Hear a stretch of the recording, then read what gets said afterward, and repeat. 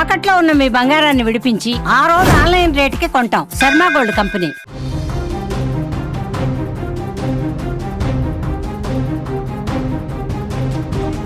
హైదరాబాద్లో భారీ అగ్ని ప్రమాదం చోటు చేసుకుంది. ప్రముఖ పారిశ్రామిక కేంద్రమైన జీడిమెట్లలో ఒక్కసారిగా మంటలు చెలరేగడం స్థానికులను ఉలిక్కిపడేలా చేసింది.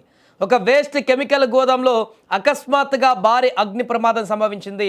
గోదాంలో నిల్వ ఉంచినటువంటి రసాయన వ్యర్థాలు కావడంతో మంటలు క్షణాల్లోనే పరిసర ప్రాంతాలకు వ్యాపించాయి.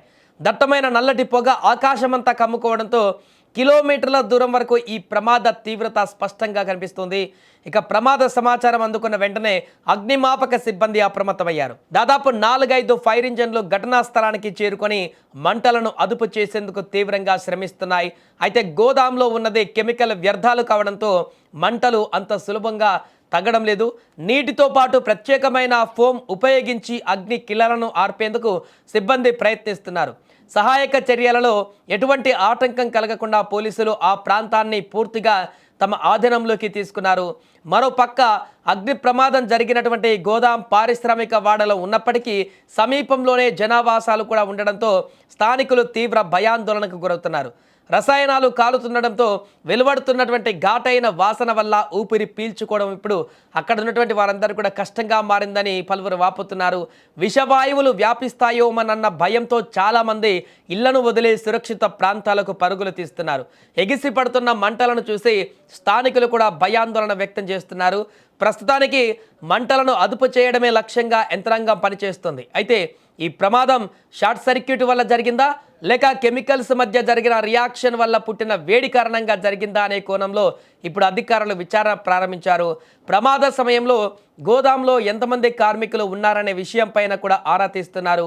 పూర్తి స్థాయి విచారణ అనంతరం ఆస్తి నష్టం, ప్రమాదానికి గల ఖచ్చితమైనటువంటి కారణాలు కూడా తెలిసేటువంటి అవకాశం ఉంది. ప్రస్తుతానికి ఆ మంటలన్నింటినీ కూడా కంట్రోల్ చేసేటువంటి పరిస్థితిని చేస్తున్నారు. చూడొచ్చు మన విజువల్స్లో కూడా ఎగిసి పడుతున్నటువంటి మంటలు పూర్తిగా కెమికల్ ఆ వాయువులతో కూడినటువంటి భారీ అగ్ని కిలలు కాబట్టి అది అక్కడ ఫైర్ ఇంజన్లు వచ్చి వాటర్తో కూడా కంట్రోల్ చేసినా కూడా కంట్రోల్ కానటువంటి రసాయనాలతో వచ్చినటువంటి అగ్నికిలలు అనేటివి ఎగిసి పడుతున్నాయి. ఇంకా చాలా సమయం కూడా పూర్తిగా మంటలు అదుపులోకి రావడానికి ఇంకా చాలా సమయం కూడా పట్టేలాగా కనిపిస్తుంది.